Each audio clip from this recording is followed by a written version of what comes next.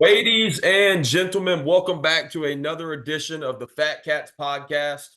I'm Ward Sewell, joined by the big man Cam Taylor, and as you can tell, me and the big man are actually recording on a different day than we usually do. As you can tell, it's Friday Junior, so happy Thursday, everybody. I like to say calm before the storm. As you know, we're 2 days away from the Final Four. We're 2 days away from WrestleMania. Cam, what else is going on? The USFL or the UFL is on this weekend. Cam, what other big sports am I missing, brother? Women's Final Four is on this weekend, I think. Women's Final Four as well. This is like the last great weekend in sports, and it's all baseball and Yep. NFL draft. So super excited to get into it. Like Ward said, if you haven't checked out the emergency pod from, was it Saturday or Sunday, Ward, we put it out? Sunday. When we beat Duke, Sunday. Go check that out. It was a really fun. I think it was 20 minutes. It was a really nice discussion. You're not going to get much NC State talk because we got a lot of it out of the way on Sunday. But, back to kind of a regular show for you guys. We got some college hoops to go over, some NFL stuff that happened over the past few days. WrestleMania, like Ward said, UFC 300, and then only 3 teams of our 4 or 8 teams picked left in the final 4 award. But super excited to get into it. Before we get started, find us on Spotify, YouTube, Apple Podcast. Just type in the Fat Katz Podcast. Find us on Instagram and TikTok at Fat Katz Pod. Like, subscribe, leave comments. We want to interact with you guys. But Ward, how are we feeling about this weekend, man? Dude, I am feeling absolutely incredible about this weekend, Cam. And first things first, before I get into my weekend plans, all of our listeners, you have not had the chance to see yet, please go and check out the Fat Katz Podcast Instagram. Me and the big man are doing a giveaway right now. And all you got to do is make sure you're subscribed to us on YouTube, you follow our social medias, and you follow us on Spotify. You share this post, and then we're doing a live drawing next week after the national championship. You have a chance to win a hat and a T-shirt. So it's a way for us to get our name out there. We're trying to get to the next level. As you can tell, me and Cam put a lot of work into this. We both work full-time jobs, 40 plus hours a week, and we're trying to get up there. So me and Cam's dream is to both quit our jobs and have a very successful podcast. So this is step one. Really need a favor there. But Cam, sorry for the long-winded question. Do you have anything to add on the giveaway? Did I miss anything? No, man. Just a cool opportunity. I mean, save you $25 on a hat or a T-shirt. Really easy. All you got to do is share, like, and follow us on everything and subscribe. So, a little bit of work for a cool reward, and this will be the first of many. So, to be the first winner of our first giveaway would probably be pretty cool. And it's not like it's just a giveaway, Cam. We're giving away our 2 best sellers. Our 2 best-selling items we're giving away. So, we could be stingy and not give it away, but we're being nice and giving it away. So check your boys out. But Cam, you talk about the weekend. Let's get into the weekend. I obviously states plan Saturday and hopefully Monday. And that's what a lot of my weekend centered around. I'm having Madison's family come down. We're hosting them in the new house this weekend. So going to do that. And then Cam, something really cool. I'm not going to get into it too much. I'm going to get into it in my game ball, but I'm going to watch the game at a place called Mitch's Tavern. Cam, I know you got an exciting weekend coming up. What's on the game plan, big dog? Yeah, we got a high school buddy's birthday this weekend, so got some buddies coming down that were out of town. Got a few rounds of golf lined up, and then I think me, CJ, and John will be watching the NC State Wolfpack and WrestleMania on Saturday. So that's awesome, dude. Pretty packed full weekend with some good buddies, and like I said, this is like the last great sports weekend until the NFL draft. So, and then another long lull until that after that. So, I couldn't tell you when the last time I was excited for a WrestleMania event. Dude, I know you mentioned WrestleMania. I couldn't tell you the last time I was excited for a WrestleMania event, but I'm very excited for this one, Cam. Yeah, like I feel like I've watched wrestling just so I could talk to my Uncle Tommy about it. But Colby G, man, shout out to Colby G, has gotten me back into wrestling, and we're gonna talk a little bit about it. We're not experts at the matter by any any level, but we're gonna do our best, and I'm sure we'll mess some stuff up. But super excited to get into that. But Ward, as we start off every episode, we're going to start off with first, favorite, and forgotten. If you're new, The jersey number and episode number go hand in hand. So with it being episode 49, your favorite player to wear 49, or your first player to come to mind to wear 49, your favorite player to wear 49, and somebody who has forgotten to wear 49. I got a little bit off track here, but it'll all tie in. You'll see as we go through. Yeah, Cam, I was going to say I was reading yours. I didn't know I did see you got a little off track, but I'll go first, Cam. This is 49 is a very special number to me. Before 45 came along, this was my football number every year. This is my favorite number until like ninth grade. So I wore 49 literally all the way up. I'll send you some. I have a bunch of pictures of me wearing 49. I think I've got one of you in a Steelers jersey, 49. Yeah, when I played for the Cap City Steelers, I was 49. Wake Forest Middle School, I was 49. And then once I got into high school, the number changed. But anyway, Cam, on a long win, the guy that actually got me into wearing this number, dear family friend of ours, Alan Michael Cash, former NC State legend at the defensive tackle nose guard position. This guy was a 3-year starter at NC State from Richmond, Virginia. Went on to have a legendary football career in the CFL. He was a 3-time first team I don't know what they call it in the CFL, first team all CFL or first team all pro. This guy was a stud, played 12 years in the CFL and just retired. It wasn't last season, it was the season before. So good friend of the pod, Cam, Alan Michael Cash. Awesome. That's a great football name, by the way. Yeah. My first year, and we said jersey numbers, I got off track again. Hard to find players that I know that wore 49, Ward. I spent all week trying to figure out who I was going to put here. Had to do some research on this one. Deshaun Jackson was the 49th overall pick in the 2008 NFL Draft. So Deshaun Jackson is going to be my first here for episode 49. I like it, Cam. I like it. Old D-Jack, former Redskins legend too, by the way. Funny story. But anyway, my favorite 49, Cam, AMC is a favorite, another one of my favorites. Seth Williams, he's a good buddy of the pod. He's actually, I think it's like episode 4 or episode 5. He was on this podcast. Seth wore 49 his first 2 years at North Carolina State. So go check it out. I'll send you a picture, Cam. We can post Seth for episode 49 and we post this one. But Seth Williams, favorite 49. There you go. Seth Williams also was on this podcast. If you're not listening to it, go check it out. My favorite, a guy that probably me and Alex Novak are the only two people that know who they are on the earth. Cassius Marsh played outside linebacker and edge for the Steelers. He wore number 49. He also played for the Bears. His probably lasting moment or memory in the NFL was he accidentally bumped into an NFL referee after getting a sack and got a 15-yard penalty that kept the Steelers in the game against the Bears. So Cassius Marsh for 3 years of service for the Steelers and gifting us a win against the Bears. Yeah, I had no idea who that guy is, Cam. Not going to lie. I know you only said you and Novak, but so you got me there. But this, I don't really have a forgotten this week, Cam. I threw Tim Wakefield in there, former Redskins player, or not a Red Sox player. I'm sorry.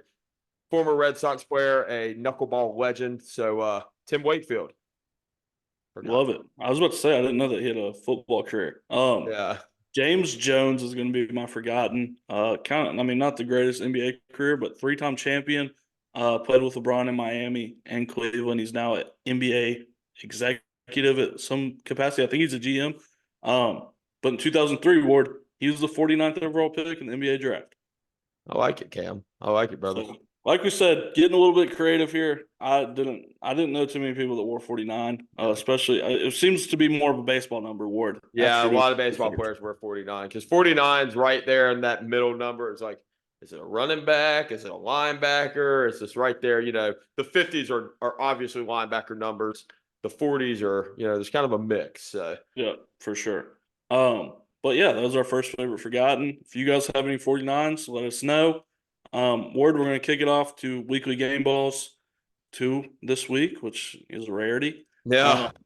So, Ward, go ahead and give us your first game ball, big dog. Dude, Cam, I have never watched a women's basketball game in my life, and I still have never watched a full women's basketball game in my life. Any WNBA fans or W women's basketball fans, W women's basketball fans. You know what I mean? I apologize if I said that statement incorrectly, but I watched Caitlin Clark and Iowa play LSU. I watched like half the game the other night, man.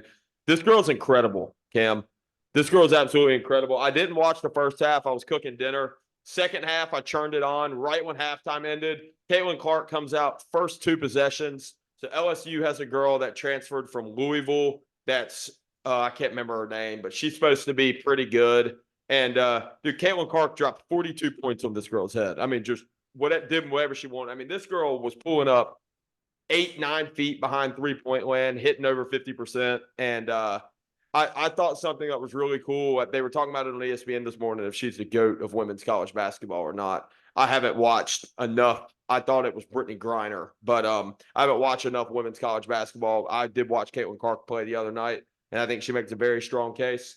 Cam, something I found extremely interesting, and the reason I wanted to put her as my weekly game ball. So, the greatest women's basketball coach ever is the head coach of UConn. UConn and Iowa are about to play in basketball. And, UConn's head coach is in the media, and they're like, all the media's that's like, so what are you going to do? What's your plan to stop Caitlin Clark? What are you going to do to stop Caitlin Clark? He said, I'm not. We're just going to try to score more points than her. There's no stopping that lady or no stopping that young woman. I was like, yeah, that's if the GOAT's calling you that good, you're doing something right. So, Cam, first game ball, Caitlin Clark. Yeah, she was incredible. We'll have a little bit of coverage on this game. I'm not sure that we'll get super in depth, but definitely on the docket. She's cooking Haley Van Lith, by the way, who, like you said, Louisville transfer. She struggled this year. She's playing out of position. But yeah, the LSU team knocked Caitlin Clark out of the tournament last year. She gets her revenge. So great game ball there, Ward. My first one is going to go to maybe the worst player in NBA history to score 50 points in a basketball game, Ward. Malachi Flynn of the Detroit Pistons scored 50 points last night off the bench. Like I said, not really somebody. I mean, Corey Brewer had one a few years ago. I thought that maybe was the worst player. Malachi Flynn is way worse than Corey Brewer ever was, and he dropped 50 points in an NBA game. Some people are celebrating this. This isn't really a good thing to me if guys are coming off the bench and getting 50 that aren't really good basketball players. Yeah. So, who were they playing? You said, I'm sorry. I couldn't tell you, to be honest with you. He plays for the Pistons. That's about well, hopefully the Pistons won because they're in need of a few wins. For sure. Yeah. But yeah, Malachi Flynn gets my first game ball, even though it was kind of a backhanded compliment, I guess, now that I think about it. Cam, I like it. Great game ball. So my next game ball, Cam, is not giving it to a person, not giving it to a place. I guess you could say a place. Giving it to a sports bar, Cam. There's a place on Hillsborough Street called Mitch's Tavern, and something really cool they're doing. They're an NC State bar, and Cam, something really cool that Mitch's Tavern is doing is they're blocking off Hillsborough Street for the state game, and 2, they're getting a 16-foot by 16-foot TV, putting it in the middle of the street. They're having food trucks. They're having like 8 or 9 local breweries come out and cater the event. And I am going with a few of my buddies to watch the state game there. And I'm actually going to bring Madison's little brother, Carson, that's coming to visit this weekend. He's a Duke fan. So bringing him, we're going to put our red on and go out there and cheer on the Wolfpack and hope for a win, Cam. So thought that was pretty cool. That's awesome, man. And like when teams that aren't supposed to make runs, this is the kind of stuff you get. You get, cities coming together. Yeah. And, just a cool atmosphere. I'm excited. I wish I could make it. I was kind of planning on coming up this weekend, and some stuff got, some other stuff. Hey, come UFC 300s next weekend. Come for that. That's what we'll do. But yeah, man, my second game ball, I'm going to throw it out to Warren Sapp. Warren Sapp officially joined the Colorado coaching staff as a graduate assistant defensive line coach. So getting a Hall of Famer in there to be on the coaching staff and, go with these young guys is pretty freaking awesome. So shout out to Warren Sapp for going out there and giving back to the game.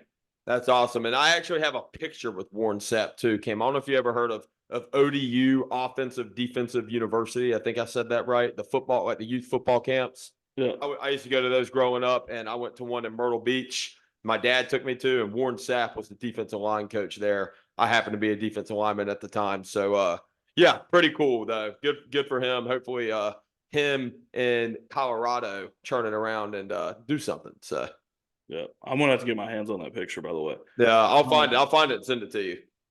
But Ward, we're gonna cover, to me, the biggest story in sports, and then we'll go to college hoops and then get the rest of the stuff out of the way.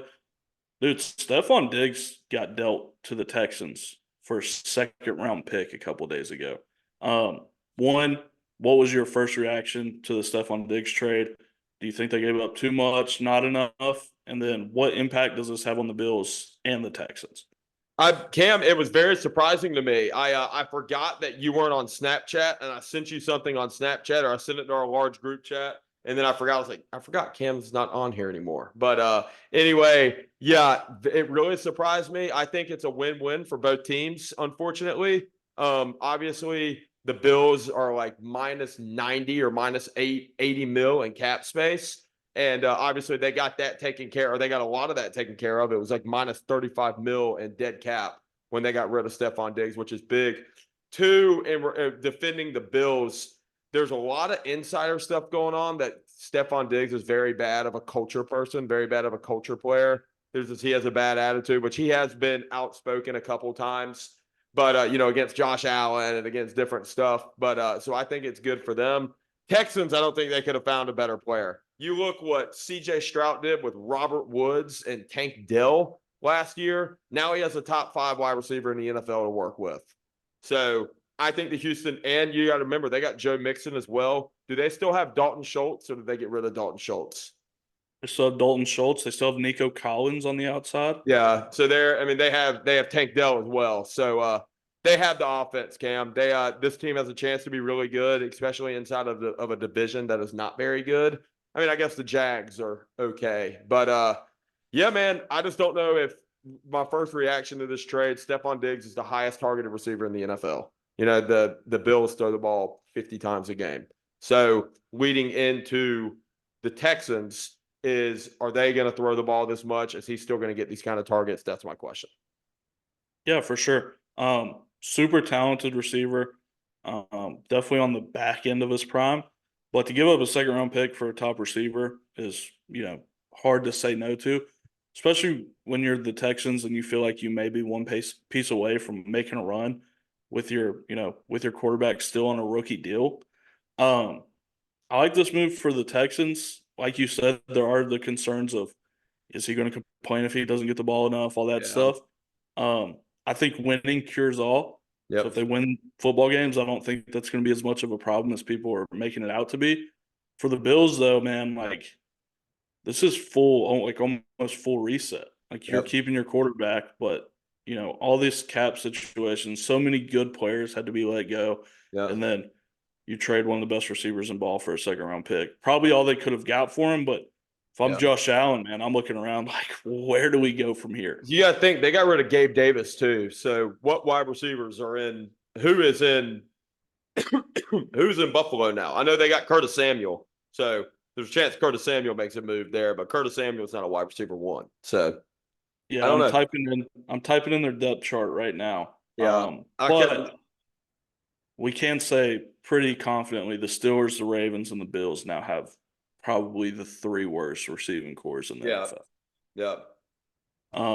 But when this pulls up, I'll let you know what their depth looks like. But moving onward, we talked about it earlier. Let's talk about Iowa LSU.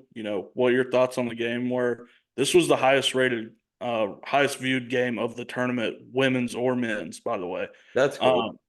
So, like I said, Caitlin Clark was awesome. But Ward, I want to hear what you thought of this game. Yeah, like I mentioned, Caitlin Clark played really good. Cam, I don't think I explained this to you yet. You know what this reminds me of, watching Caitlin Clark play? It reminds me of watching Zion play when Zion was at Duke. Dude, there is a camera on her at all times. Those announcers are talking about her at all times. You got to think, LSU has lottery picks on their team. They have some girls that are very good. And it's just crazy how much the media and how Caitlin Clark, how she is just the absolute face of women's college basketball. And it reminds me of Zion. I remember when Zion played at Duke on ESPN Plus at one point, they had a Zion cam that did nothing but follow him around. And I don't know, that reminded me of that. But yeah, man, it was an exciting game. Good. I'm pulling for Iowa, and I hope they make a run. Yeah, LSU, star-studded team. Angel Reese fouled out kind of early in the fourth quarter. Kim Mulkey, I don't know if you got the chance to read the story, Ward. It's Yeah, I heard him talking about it on WRAL. I didn't actually read the Yeah, story. it's about what you'd expect. It's just like Kim Mulkey's not a good person, which Yeah, everybody I knows. don't get into that shit. Nobody's a good person if you dig deep enough, you know? That's what you ask. But yeah, it was a super fun game. Haley Van Lith was on the wrong end of some funny memes on Twitter after the game. Yeah. But like you said, man, Caitlin Clark, the biggest star in this sport, Yeah. period. The coverage reminded me of Zion, like you said, but her play style, it's like watching that Jimmer Fredette run in the Yeah. tournament just for 3 years. It's crazy that she can play at this high of a level. That girl that LSU has is pretty good too. The big girl. Yeah, That wears Angel the Reese is leg sleeve. yeah. She almost plays like DJ Burns a little bit, man. She's out there in the post doing her thing, and she's a good athlete. I'll give her that. Yeah. I'm sure that's the highest compliment for a women's basketball player that you play like DJ Burns. Hey, But big bone, man. Big bones get rebounds and make plays. yeah, but fun game. We've got a UConn Iowa matchup in the Final Four, and then NC State takes on South Carolina. South Carolina is the far and away betting odds favorite to win the women's national championship, but super fun Final Four. I believe it's taking place in Cleveland, Ward. It is in Cleveland. And Cam, I did want to ask you this too. South Carolina right now is undefeated. They've beat everybody by more than double-digit points. I think in all of college sports or in college basketball history, men's and women's, this South Carolina team has a chance to go down as the greatest team in basketball history. By the time I haven't watched any women's basketball. I don't know what their competition. Obviously, they played LSU, so they have some sort of competition. But I mean, you beat everybody by double-digit points and you're undefeated, you're doing something right. So. Ward, they had a game this year, South Carolina's women's, that they were 55.5-point favorites in. That's insane. And covered, by the way. Against who? Do you know? I don't remember. But they had conference games like that. There was a game against Kentucky. They were like a 29.5-point That's favorite. insane, covered. Man. And I saw something else today, too. I wanted to ask you this on the pod. So, UConn, you think of UConn women's basketball, that's very equivalent to Alabama football. They're always dominant. I think you can agree with that. Cam, I want to see if you'd be able to tell me this off the top of your head. What year or when is the last time that UConn won a women's basketball national championship off the top of your head? 2016. You hit it right on the nail on the head. Did you know that? Did you see that too? Lucky guess, I guess. Well, anyway, they were saying that they haven't won one since 2016. I was like, dude, I feel like UConn's in the national championship every year. But South Carolina's starting to take over, man. I mean, Dawn Staley has done Had they won one yet? I think they've won one or two. Okay. But yeah, that was your weekly Fat Katz women's basketball coverage. Yeah. Hope you guys enjoyed it. Keeping it in the Final Four, Ward. Have you seen that UConn's plane still hasn't left for Phoenix for the Final Four? What, are they getting some snow up there or something? Yeah, they've had 3 plane delays. Wow. That have kept them from flying out to Phoenix. I thought when you fly private, you don't get plane delays. UConn's men's basketball team made it to Phoenix.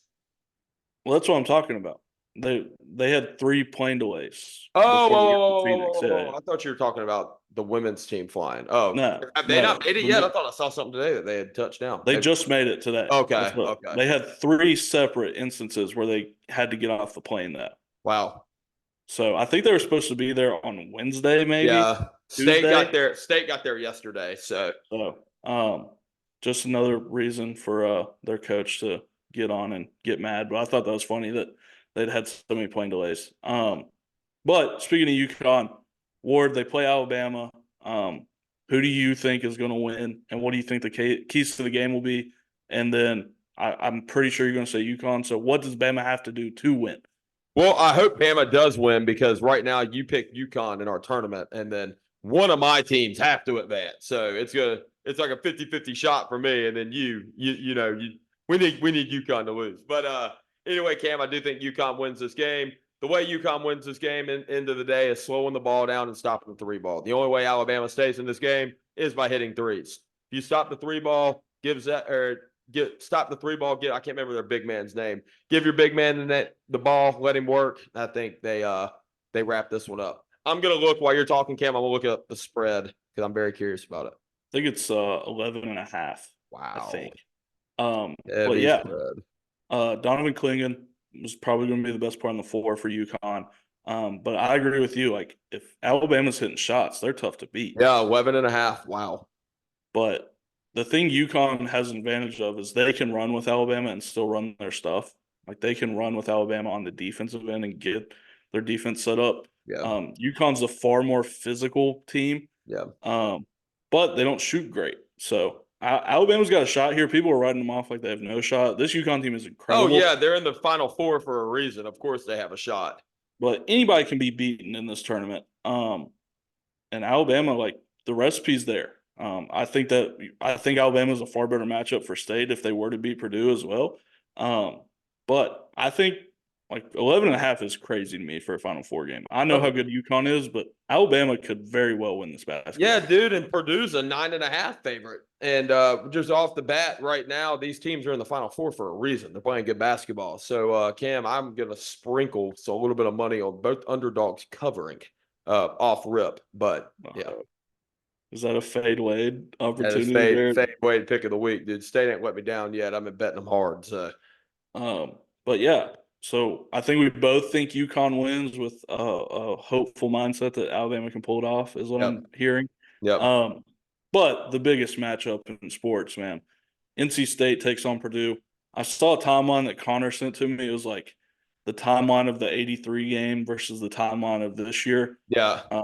'83 like went on that miracle run in the ACC. Obviously, beats an ACC rival. Beat Virginia in the night. We beat Virginia to win it. We beat Virginia this year to win it. We beat Marquette to win. Or we beat Marquette in 1973 to win the Natty. We beat Marquette this year. It was I think it was Duke. I want to say. I can't remember it, but yeah, beat Duke, and now you're facing a 7'4" multi-time player of the year in Zach Edey. Then it was the guy from Virginia, Ward. One of the greatest players of all time. I know who you're talking about. Ralph Sampson. And then you take on UConn, which is the overall number one seed. Houston in '83 was the number one overall seed. A lot of correlation, Ward. Hopefully history repeats itself. Mm-hmm. But first, like we said, we got to beat the 7-4 monster on the inside. Ward, what are your keys to the game for NC State, and who ultimately wins this basketball game to punch their ticket to the national championship? And I will say, anybody that I did do a large, in-depth analysis on this in the emergency pod, not going to go too crazy in it now. But Cam, key to winning this game is stopping the big man, Zach Edey. That's the key to winning this game. I heard somebody mention something. I can't remember what it was. Yao. They were calling him Yao. So instead of Yao Ming, they were saying Yao. Bao Ming. Bao Ming. That's it. Cam, I think you told me that. But yeah, we got to stop Bao Ming, man. Let DJ Burns and DJ Horn and the boys up top have to hit shots, and we got to stop the big guy and make Purdue shoot the ball. Yep. Stay out of foul trouble. Yeah, staying out of foul trouble is going to be the big deal. Yeah. I would make sure that everybody on the roster guarded Zach Edey before DJ Burns started guarding. Yes. We haven't really seen DJ Burns go against length, which there's nobody that's in that realm with Zach Edey. So I'll be interested to see that matchup if they put Edey on Burns. And then I kind of differ from you, Ward. I think Zach Edey is going to get his regardless. I don't think there's a guy on the roster that can, guard Zach Edey for you guys. Mm-hmm. I'd rather him go get his 20 and 20 than the other guys get going from three. We'll see how you guys attack that, and we'll see if you guys can win the basketball game. But I don't see a scenario where Edey doesn't go get his stats. I'd rather keep the other guys from hitting shots. Yeah. But again, I hope NC State wins. I don't think I've went into a tournament game this year where I thought they were going to win like wholeheartedly. Same here, but keeping in college basketball in the ACC, Ward, Louisville finally finds their coach. They hired Pat Kelsey. He's the former coach of the College of Charleston. This is cool, Ward. I think he's been the coach for 4 days now. They've raised $1 million in NIL since he's been hired. Is Louisville, he's gotten some transfers. got some guys back that were, good. Does Louisville scare you with Pat Kelsey? How are you feeling in the ACC here? Hey, well, Louisville was at the bottom of the pack there for a few years in football, and then they made the climb this year. So, when you're at the bottom for that long, Cam, there's only one way to go, is up. So, who knows, man? You never know with the ACC. We'll suck all year, then do good in the tournament. But opportunity for Louisville. Hope to see it. Yeah, I hope Louisville gets good again. I never want them to be. I think Kentucky. the ACC is good. The ACC is better when Louisville's good.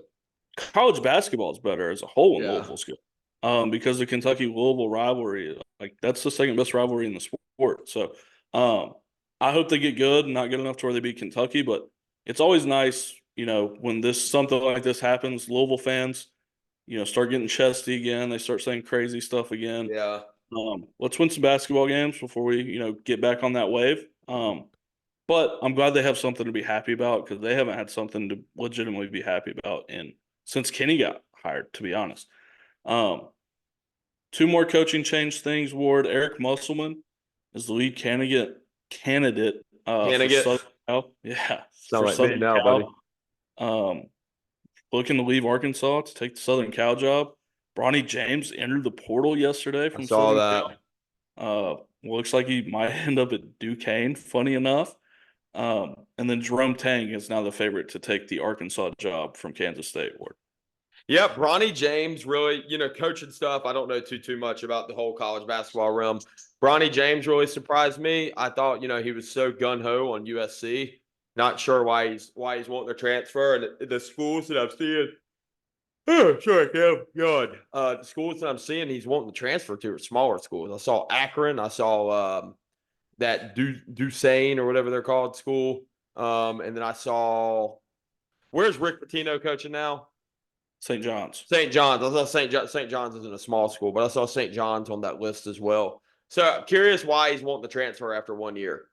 So St. John's is actually under investigation right now for recruiting violations in the transfer portal. So Rick Pitino getting in trouble with the NCAA. Yeah, Who could have thought?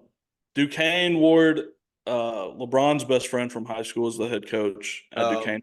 So that's where that lines up. And then obviously LeBron is from Akron, so that's probably where Akron comes in. I mean, I think it's very obvious that Bronny, definitely needs to come back to school for another year, but, maybe needs to take a step down. But, you got to think he had a heart issue before the season and just so much pressure at Southern Cal. Like, everybody's watching you. You're LeBron's kid, so probably a good idea for him to go down maybe a step, but I think he's going to be a really good college basketball player one day. Yeah, me too. Ward, have you heard the Oakland A's debacle that's going on right now? So I saw something on ESPN today that they are going to Sacramento until like 2026, and then after that, when they're going to Vegas. Yeah, so they're going to be playing in their AAA affiliate. Wow. Stadium, because their deal with Oakland ran out. They do not like Oakland, man. They're doing everything they can to get the hell out of Oakland. It's crazy. So yeah, going to their minor league affiliate to play for the next 2 years, I guess. There's one more thing. I found this on Twitter. This is more of a conspiracy, but there's a company called Last Dive Bar, Ward. It's an online store. They say that they're a premier online store for unique and stylish apparel that celebrates the Oakland Coliseum. But if you go to their website, they have a bunch of stuff that's like boycott the A's, sell the team, all this crazy stuff, or maybe not crazy stuff, depending on what side you're on. But their Twitter account highlighted 4 A's players wearing their wristbands. Those 4 players are Asturi Ruiz, Brent Rooker, Christian Pache, and James Carapelian. After those photos surfaced, here's what's happened to those 4 players in the past week. Ruiz got demoted to AAA or AA. Brent Rooker got benched. Pache got traded, and then Carapelian got released. So of the 4 players that were featured in this marketing campaign for this company, they had on wristbands. They all are off the team or benched. Do you think that this was, intentional, that those 4 guys that were featured, one guy was batting .350, by the way, Ward. Yeah, I think the A's are just have been so bad since they came into the league, and I don't see them getting any better anytime soon. So maybe Vegas is just going to be. They just need to hurry up and get to Vegas. I couldn't tell you anything about the Oakland A's, to be honest with you. All I know is they used to share a stadium with the Raiders. The city of Oakland have now lost a football team and a baseball team in the span of 5 years. Yep. So, the A's just are content throughout the baseball season. Yeah. So I appreciate the A's. I know my guy in MLB The Show got drafted to the A's, and I immediately requested a trade. I did not want to play for that organization. Dude, me too. I got. Did you get the show? Well, this was last season. I still haven't got it yet. Last season, I got drafted by the A's, and as soon as I got to the majors, I requested a trade. Yeah. Ward, just a few more things, and then we'll get out of here. The Cowboys, it's come out that they didn't even give Derrick Henry a phone call while he's in free agency. Any thoughts of that? I'm sure you're glad you don't have to play. Yeah, I didn't want to play that guy twice a year. The Cowboys have only added one player in all of free agency, so that's been a little interesting. But well, ladies and gentlemen, I think we lost Cam for the time being. So I will go ahead and run through some of these we got Cam back. I'm back. I lost my charger, man. I'm sorry. I'm back. But yeah, now I get to play Derrick Henry twice this season because the Cowboys didn't want to give him a phone call. Eagles Ward traded Hassan Reddick to the Jets. I don't think this was huge. Like a sack specialist, that's about all he's good for. But yeah, you don't have to play him twice a year now, so I'm sure you're happy about that. Yeah, I know they were talking, ESPN, they find anything to talk about. Stephen A. Smith and Stephen A. Smith and tight end Shannon Sharp. Sorry, I couldn't remember his name for a second. They were talking about how now, ever since the Jets have now picked up Hassan Reddick, they're now the favorites to win the AFC East. I'm like, man, we'll see. The Jets have not had a winning season since damn Rex Ryan was there. So I'll believe it when I see it. I will say the AFC East has gotten significantly worse this offseason. Yeah, but still there's Josh Allen. Josh Allen is one of the best quarterbacks in the NFL. Don't get me wrong, Aaron Rodgers is one of the best quarterbacks in the NFL too, but he also hasn't played in 2 years. Yeah. So I did see a NFL GM said that the difference between the Bills and the Dolphins this offseason is that the Bills got rid of guys that were on the back end of their careers or their primes, and the Dolphins lost guys who were at their peaks. Yeah. I saw that. I thought that was pretty cool. Yeah. You think about some of the guys that each team has lost, and it makes sense. But Ward, Joyce Randle getting season-ending surgery. So the Knicks, who looked like they were in contention to make a deep playoff run this year, are probably kind of out of the picture now. But Joyce Randle, Kentucky Wildcat, so I feel for him. Cal Zeifert's not in a good headspace right now after this news broke. But Ward, I know you haven't watched any NBA, so I'm not going to make you speak on this. Hey, you'd be surprised, man. I actually have been watching a little bit of it. I hope his shoulder gets better. As somebody that's had 3 shoulder surgeries, it's a pain, and take the rehab seriously. For sure. Ward, WrestleMania is this weekend. WrestleMania, Cam. How are we feeling? How are we feeling about the build up to WrestleMania? How are we feeling about, I'll go over the Reddit post that supposedly is what's going to be happening, but how are we feeling about the build up so far to WrestleMania? Hey, tell your uncle next time you talk to him, go, whoa, and then ask him which fighter it is. Cody Rhodes is who the fighter is, Cam. I am extremely excited for WrestleMania. I think they call themselves the Brotherhood. It's Uso, it's Roman Reigns. The Bloodline. Bloodline. Uso, Roman Reigns. Cam, you know what I'm ready to see? I'm ready to see the Bloodline get dethroned, my friend. I think there's a new big dog coming to town, and the Bloodline's getting dethroned. Okay. Well, I lost our Reddit post already, but from what I remember, it's I think it's Cody Rhodes and Seth freaking Rollins in a tag team match versus The Rock and Roman Reigns on Saturday, and then Sunday it is Roman Reigns versus Cody Rhodes for the title. So I've liked the build up so far. Like, they introduced The Rock to kind of be a heel again. Yeah, and, it's worked. I don't particularly like Cody Rhodes or Roman Reigns, so I don't really care. But I thought they've done a good job with this Bloodline storyline. It feels like it's been going on for like 10 years. But super excited for WrestleMania. I'm watching it, like I said, with John and CJ this weekend, and I know Colby will be watching it and probably Novak. So super excited for WrestleMania. Like you said, this is the first time I've been excited or made, plans to watch WrestleMania in years. Hey, and real quick, Cam, what's your uncle's name again? Tommy. So Uncle Tommy, I'm going to give you my conspiracy, what I think is going to happen. And I want you to tell me your thoughts. I'm going to follow up with you about this, Cam. So make sure you get your thoughts. What I think happens, Uncle Tommy, is I think it's going to be in the tag team match on Saturday night. So I think, Roman Reigns and they're going to be going after it. And what I think happens at the end, Uncle Tommy, is I think that Roman Reigns is going to, right before The Rock's going to hit his finisher, he's going to have his eyebrow up in the air. He's going to ask, can you smell what he's cooking? And then Roman Reigns is going to turn heel and beat the hell out of him. And the crowd's going to go wild. And everybody's going to get all pissed off. I think they're going to beat Roman Reigns is going to turn on The Rock. That's my conspiracy. Cam, I like it. What you think? Well, something's going to happen, especially now that it's a 2-day event. It hasn't always been a 2-day event, has it, Ward? It started being a 2-day event a couple years ago. Okay, so I something like that's going to happen. I don't know exactly what it was. I always thought that it would be The Rock and Roman just to keep the bloodline thing going. But I mean, Cody Rhodes probably deserves to win the title this weekend. If it was a lifetime achievement award, probably. But for storylines, I think you got to keep it as a bloodline storyline, which would make yours make sense. I think probably The Rock turns on Roman since he's a heel now. You think? Probably takes like Solo with him to make it the Usos and Roman versus Rock and Solo. But I like it. We'll see. I mean, you guys let us know what you think is going to be happening at WrestleMania this weekend.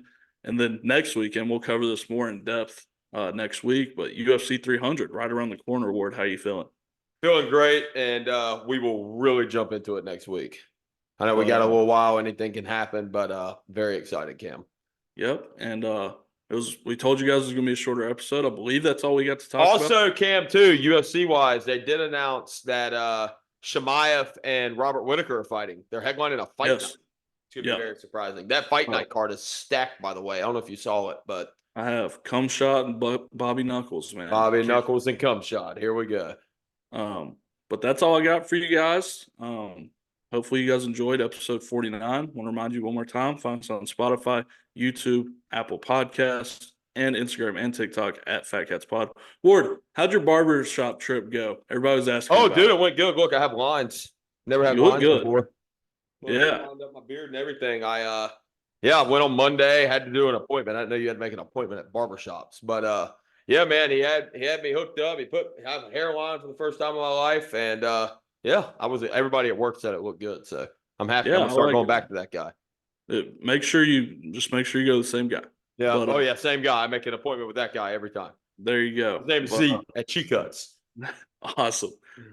Ward, pleasure as always. I know you got to bounce here soon, so we'll call that episode 49 of the Fat Katz Podcast.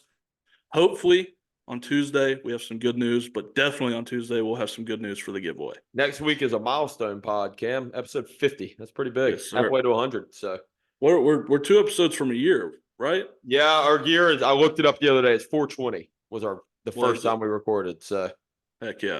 Yeah. But again, this is episode 49. Ward, pleasure as always. Appreciate you, brother. Hey, brother. Peace.